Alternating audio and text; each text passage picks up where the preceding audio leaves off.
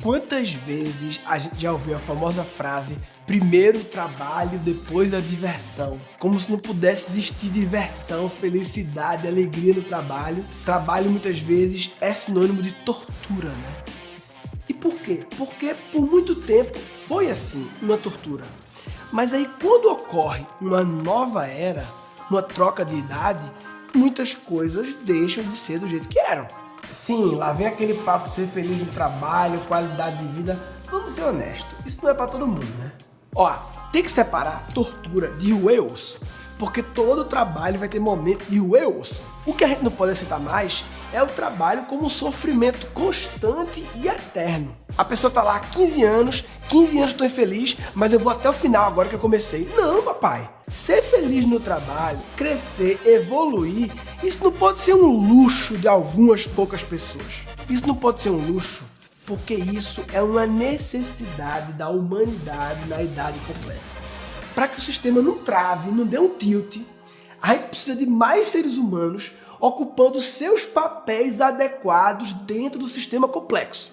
Você aí tem uma grande potência e a gente precisa transformar isso em realidade. Colocar você na posição certa para a sua vida fazer mais sentido e colaborar com o sistema. Não dá pra gente aceitar um monte de Lionel Messi como goleiro, Michael Jordan jogando beisebol. O que eu chamei de idade complexa, o Eckhart Tolle chama de novo despertar da humanidade. Acorda, papai! Que bagulho tá louco. Susto, papai. Mas beleza, e se eu despertar, mas o povo trabalha comigo e continuar dormindo? E aí? Eu dou palestra em empresa, converso com as pessoas e eu vejo que as empresas, elas estão despertando para o ser humano. Tanto que o RH agora virou um negócio mega estratégico, o RH, né? É tipo que a qualidade foi nos anos 90 e o que a TI foi no começo do século. As pessoas estão indo para um caminho de focar muito nas pessoas, porque uma empresa é uma organização de pessoas. E se as pessoas não estiverem nos papéis adequados, vira uma desorganização de pessoas, vai dar tilt e na verdade já está dando. All creatures, particularly humans, will do almost anything to avoid fear. Coragem não é ausência de medo. Coragem é a capacidade de enfrentar o medo. A creatively lived life is any life where consistently you choose the path of curiosity over the path of fear. Now, in modern society, we honor people who are creative. O olhar criativo é um olhar que observa como as coisas funcionam. What is the future of the human race?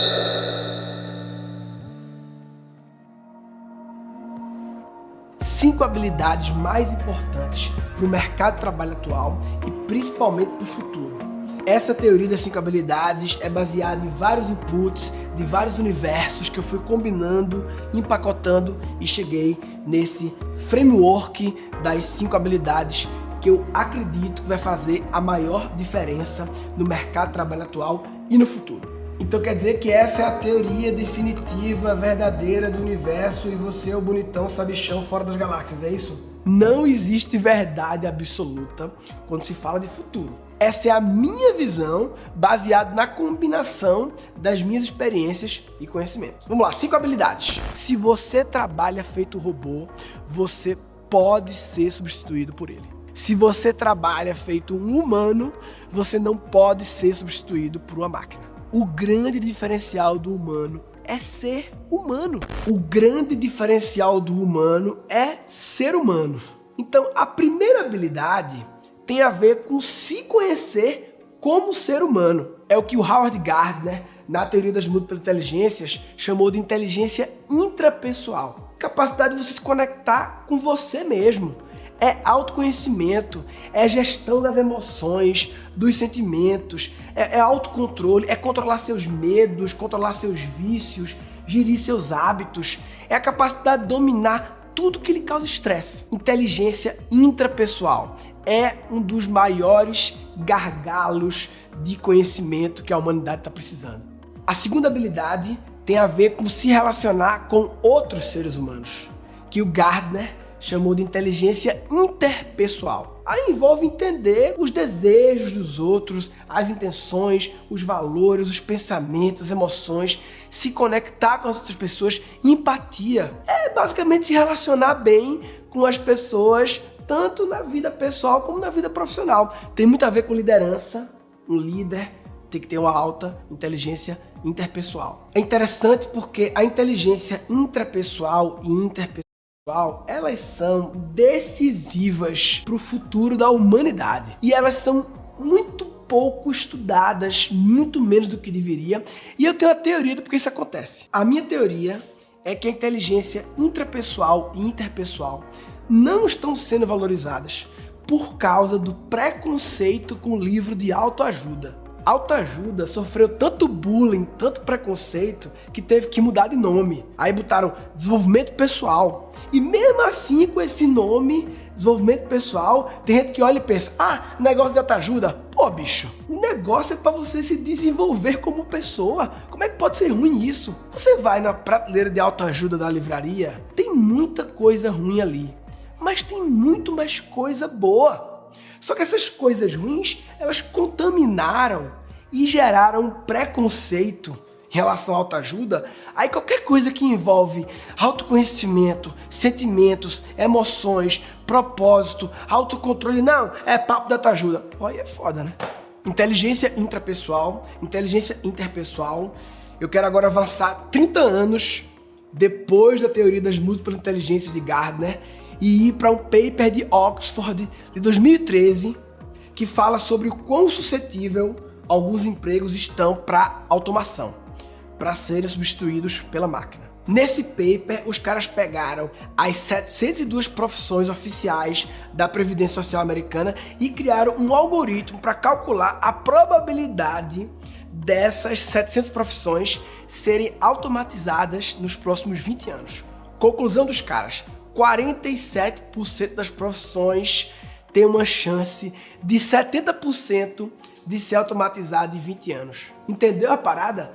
Metade das profissões com alta chance de ser automatizada nos próximos 20 anos. Lá no paper, eles chegaram a fazer até um ranking de 1 a 702, de acordo com a probabilidade. Para você ter uma ideia, a profissão com mais chance de ser automatizada, sabe qual é? É a profissão de telemarketing. Claro que é aquele telemarketing que só segue o script, o telemarketing que envolver interpessoal, entender o outro, empatia, negociação, persuasão, esse segue bem. Mas vamos lá, o que importa nesse paper são os critérios que esses caras utilizaram para alimentar o algoritmo e chegar no ranking. E um dos principais critérios que eles utilizaram foi o que eles chamaram de inteligência criativa.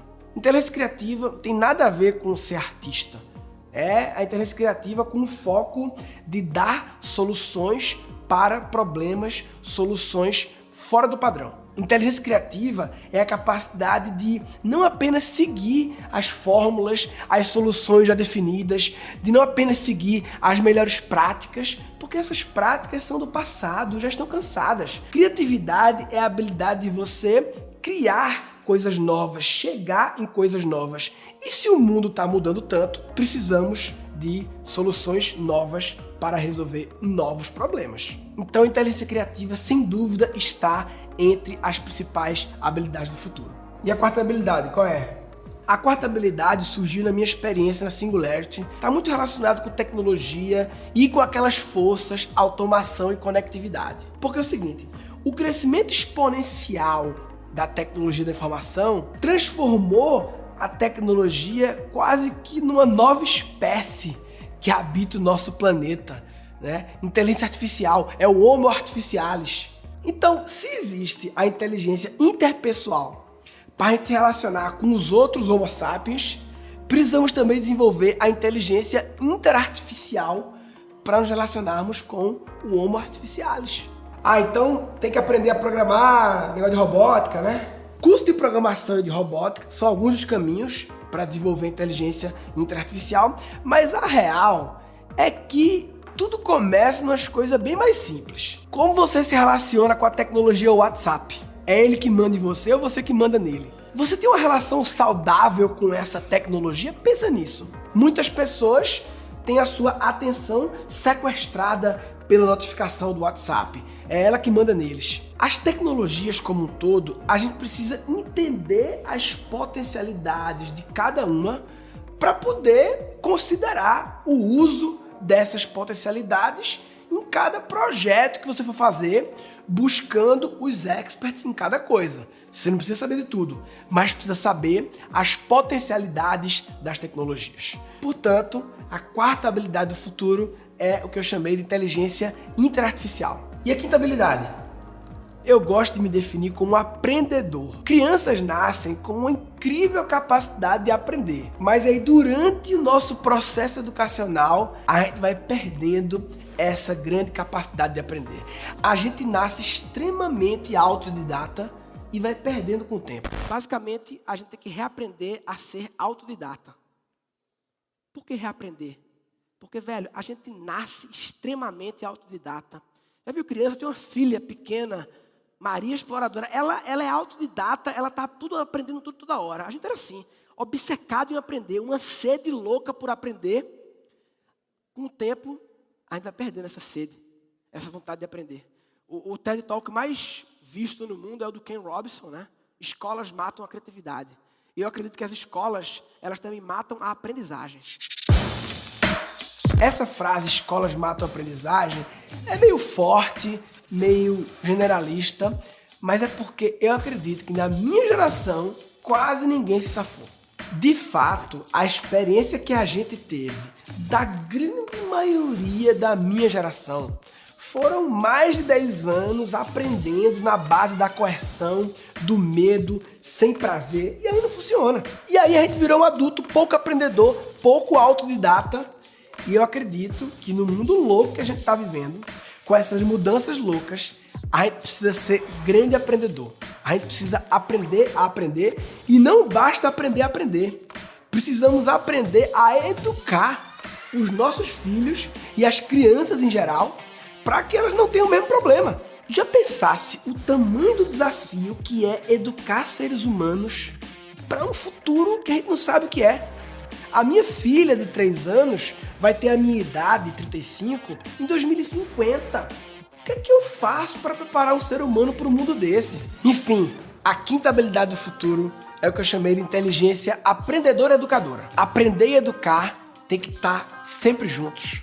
Sempre aprendendo, mas também sempre educando, porque a gente sempre está impactando as pessoas ao nosso redor, passando alguma mensagem, educando. Aprender não é uma coisa que acaba quando a gente acaba o mestrado ou a pós-graduação.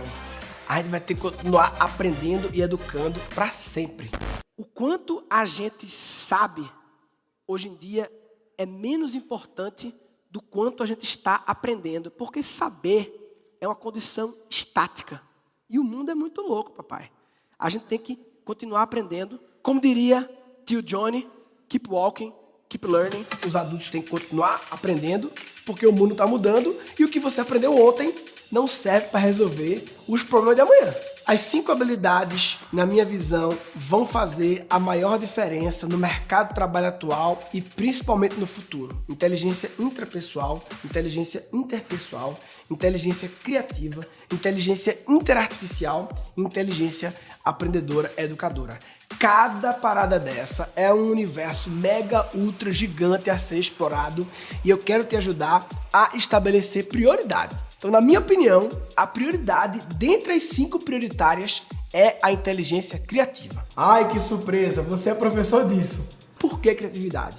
Porque ela é a prioridade dentre as prioridades na minha visão. Uma palavra para responder. Oportunidade. O que é uma oportunidade? É uma ocasião favorável. É um momento oportuno para tomar uma atitude que gere um retorno positivo. Tá, e qual é a oportunidade? A oportunidade é que essa troca de era, essa troca de idade complexa e essas novas forças que estão moldando o mercado de trabalho, tudo isso está demandando a gente mudar o jeito de fazer as coisas. Soluções antigas não resolvem problemas novos. A gente precisa se adaptar e criar novas soluções. O jeito antigo e padrão de fazer as coisas se esgotou, não tem por onde crescer, não tem como prosperar. Por isso que a gente vê as empresas tudo louca querendo inovar. Não é modinha não, é uma necessidade. Uma empresa é uma organização de pessoas.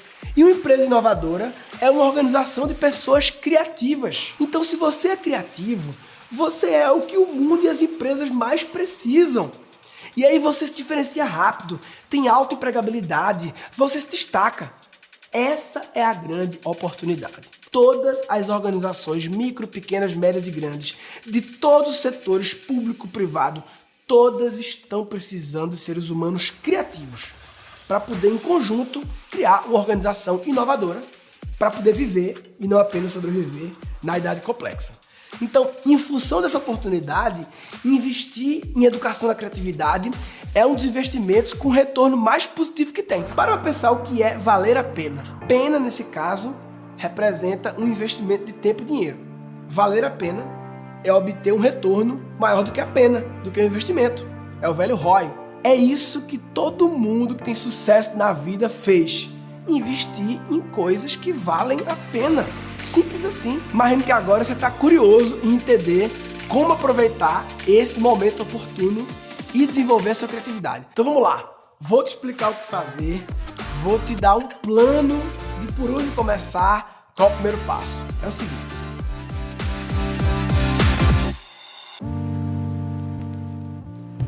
Miserável. Tem que ver o próximo. Vai, cadê?